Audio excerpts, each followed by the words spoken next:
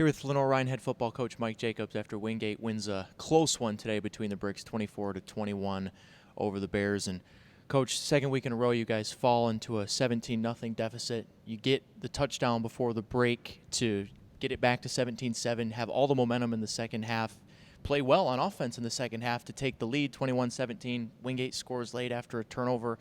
Just couldn't find the inches late today to get a win over a good team. Yeah, played a really tough team today, the number one defense in the country. So, rush yardage was a little bit hard to come by. I thought which contributed a little bit to our slow start. We did make the big play right before halftime. Guys weren't hanging their heads. Malik Simmons got wide open. Sean found him in stride, and I thought that was a big confidence boost to us going in at halftime. And then, defensively we came out. We got a big stop right away. Put the ball back in the offense's hands, and there was kind of a turnover back and forth. But we had back-to-back interceptions by Devin Hibbett, and gave our offense some short field, some life to get some more points, and ultimately, put ourselves in position to go up in the game 21-17. And, we always talk about how turnovers are so impactful on the game. You create two, but you give it away three times, and it's the third one that's really the damaging one. Wingate gets the ball inside the 10-yard line and scores what eventually is the game-winning touchdown. But, you're down, and then you get the 98-yard drive and capped off by the go-ahead touchdown to Dre Lester. I mean, for an offense that struggled against the number one defense today, they really did battle back and show a lot of fight there in the second half. Yeah, all our kids,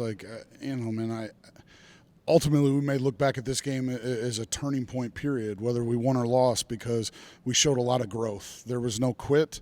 They battled their tails off, and at the end of the day, they felt just a little bit short. But, I thought, one of the bigger keys to the game was their punter and his ability to pin us down. We got the big stop there in the fourth quarter after we had gone up.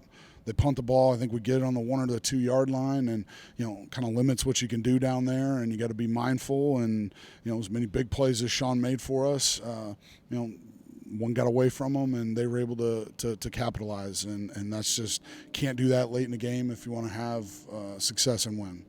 Your defense played pretty well throughout the game, I thought. Wingate was able to run the ball a little bit in the first half and got just enough in the second half. But overall, your defense, creates the 2 turnovers, thought gave you a great chance to win today. Yeah, I thought defensively we did a nice job. They were doing a couple things to us in the first half. I thought we got cleaned up at halftime, to the defensive staff's credit, and more than anything, our kids came out with a sense of urgency, a greater sense of urgency, and they executed at a higher level. And really, they were the impetus to get us back in the game today. So at the end of the day, it's 3 phases, and we got to put all 3 of them together at one time. And we'll bounce back. We'll have a really good week of practice and start to focus on Catawba.